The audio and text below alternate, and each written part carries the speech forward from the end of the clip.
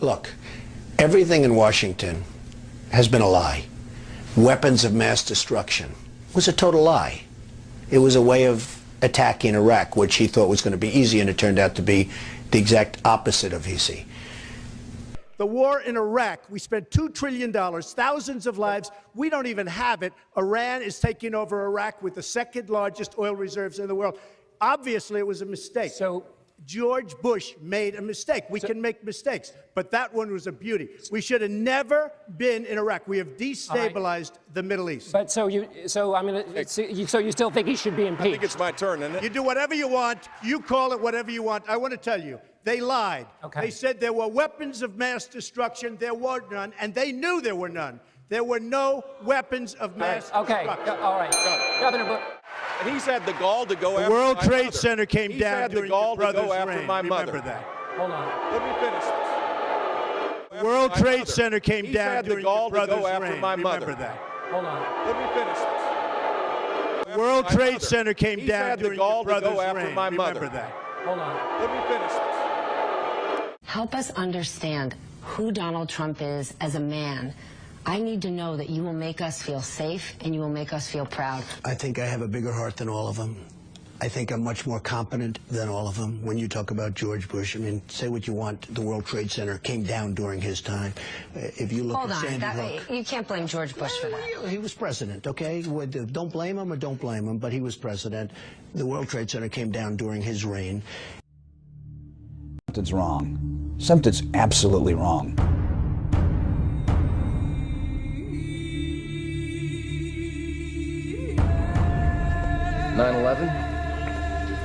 Inside job, plain and simple. All you got to do is connect the dots. It is time for us all to dig deeper,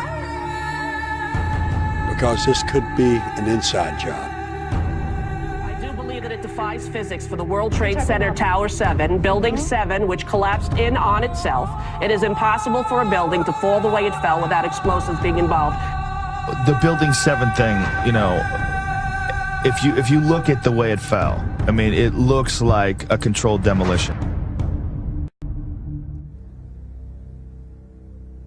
Can you believe what you have been seeing on CNN today, ladies and gentlemen? Can you believe it? Supposedly, a CNN reporter found Osama bin Laden, took a television camera crew with him, went into Osama bin Laden's hideout, interviewed him and his top leadership, his top lieutenants and colonels and generals in their hideout. This is a CNN reporter with a camera crew. And he came out and told everybody, within 3 weeks, Osama bin Laden is going to attack the United States and Israel. Now, don't you think that's kind of strange, folks? You see, because the largest intelligence apparatus in the world, with the biggest budget in the history of the world, has been looking for Osama bin Laden for years and years and years, and can't find him. A reporter from CNN and his little camera crew got in to Osama bin Laden's secret hideout and conducted an interview. If you don't believe me, tune into CNN. They're probably running it right now as I'm speaking.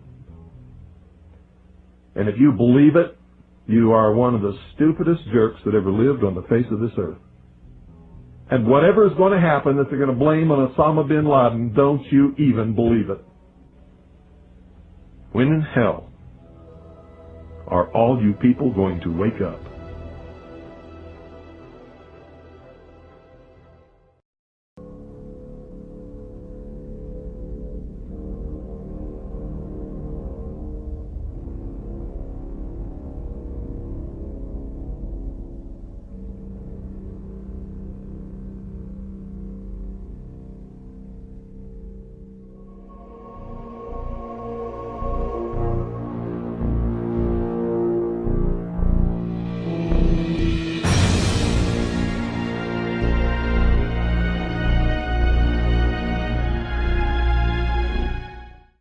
I think a bomb went off in the lobby, first, then a plane hit the building.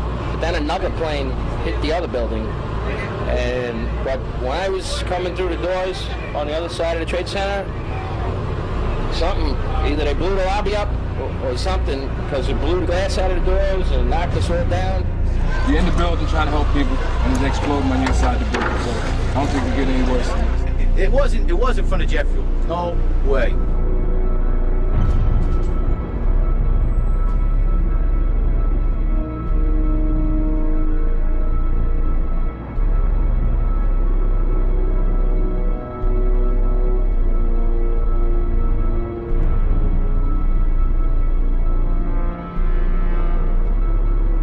People don't understand. There may be more. Any one of these fucking buildings can blow up. This ain't done yet.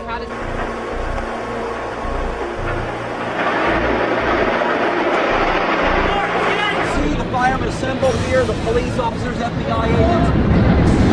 Towers. A huge explosion now. All of us.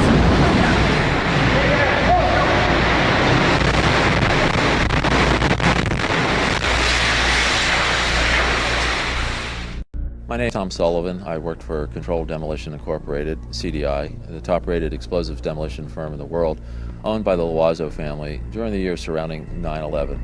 And I worked for them as an explosives loader for 2.5 years. As an explosives loader, my job was to place explosives in the buildings to prepare them for demolition. There are many steps that you need to take. First off is you have to weaken the building.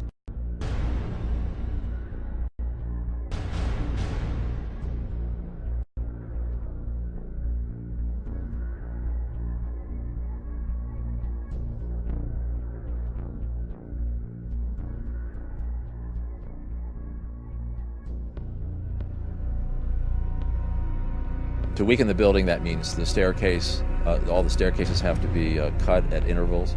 The firewalls have to be removed. The elevator shafts have to be cut. I look down to my right, and the elevators exploded, something out of like a Bruce Willis Die Hard movie. People just come running out of the elevators, on fire, fireballed.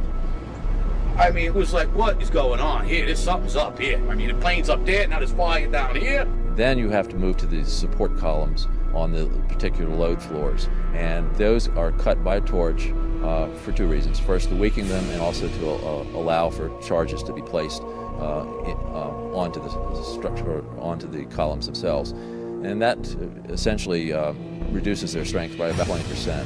And even with all of that work being done to weaken this building, it still remains safely standing, so we can continue to work in it. The story that just a few columns can cause a synchronized global collapse, an implosion, is, well, that's just nonsense.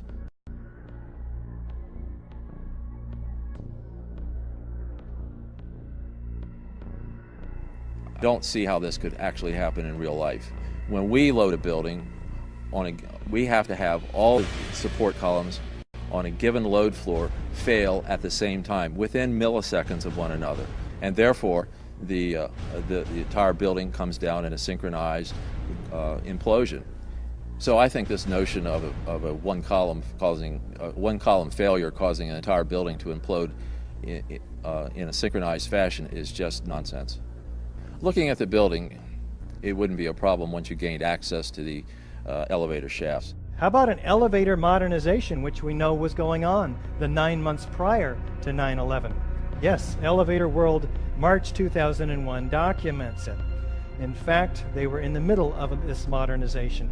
There are people who noted that the elevators were locked in turn and that there were guards placed at these locked elevators during the modernization. Of course, you would have to have access to security. Securicom was brought in. Who sits on the board of Securicom? Marvin Bush, the younger brother of George Bush. Then a team of loading experts would have access to all the core columns and beams. The rest could be accomplished at that point by just the right kind of explosives for the job at hand. The choices are many out there.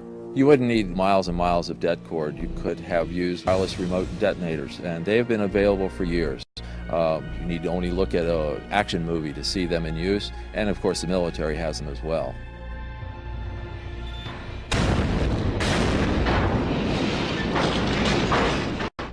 You You want to call your mother or something?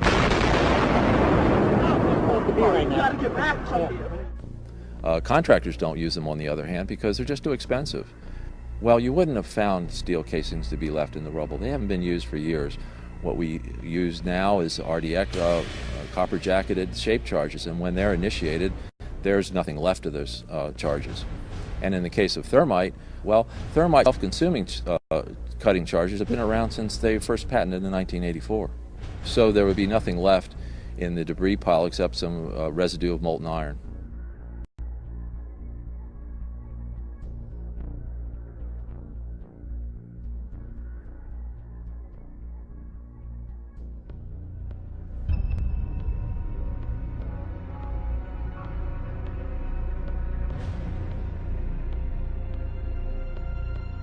Get down below and you'd see molten steel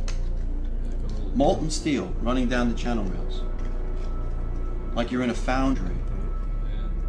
These incredibly hot areas were found at the bottoms of the elevator shafts, down 7 basement levels. The molten steel was found 3, 4, and 5 weeks later when the rubble was being removed. He said that molten steel was also found at World Trade Center 7. The highest temperature was in the east corner of the South Tower, where a temperature of 1,377 degrees Fahrenheit was recorded. The molten steel in the basement was more than double that temperature.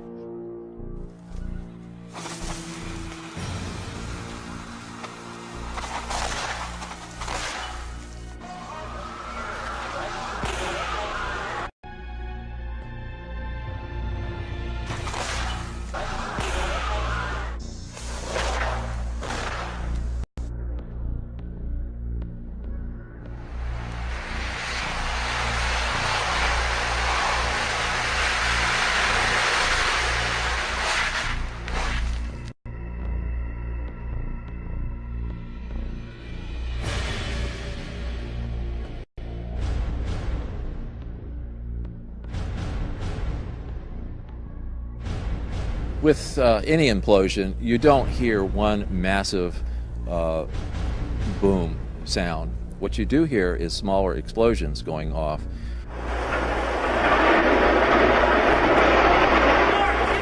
Mr. Sunder of NIST has said that you would, if this had been a controlled demolition, you would have heard a large, massive bomb going off. The World Trade Center. You can see the firemen assembled here, the police officers, FBI agents.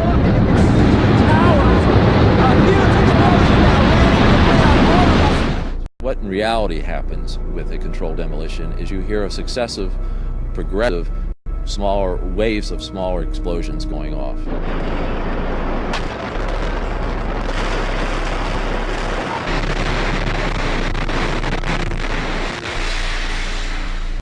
In the case of thermite cutting charges, you would have heard far less noise, since they are worked by thermal heating, melting of the steel, rather than an explosive cutting as in RDX charges. I knew from day one that this was a controlled event, and why I did that is because simply looking at Building 7, you have a sudden collapse of the building. It's fairly symmetrical as it comes down. There's the classic kink, which means that the center core fails first. And you can see that on the video, and the building falls near free fall. So I really honestly didn't believe this from day one, because this is the way buildings classically come down with a controlled demolition.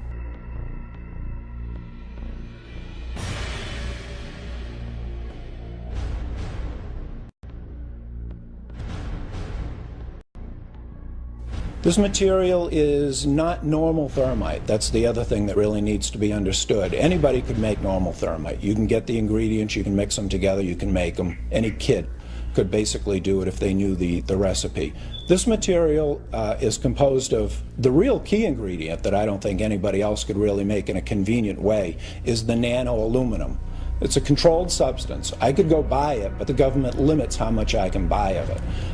It's very, very difficult to produce in these sizes and to keep from reacting. It's not something that you just get at the local 5 and dime or you're going to make on your own. It's a very, very difficult to make material. And that's the one thing in there that really tells me specifically that this wasn't some guys working in caves in Afghanistan, or it wasn't somebody in their basement doing this. This was, a massive engineering operation that made these materials. So the military uses it for a number of different applications.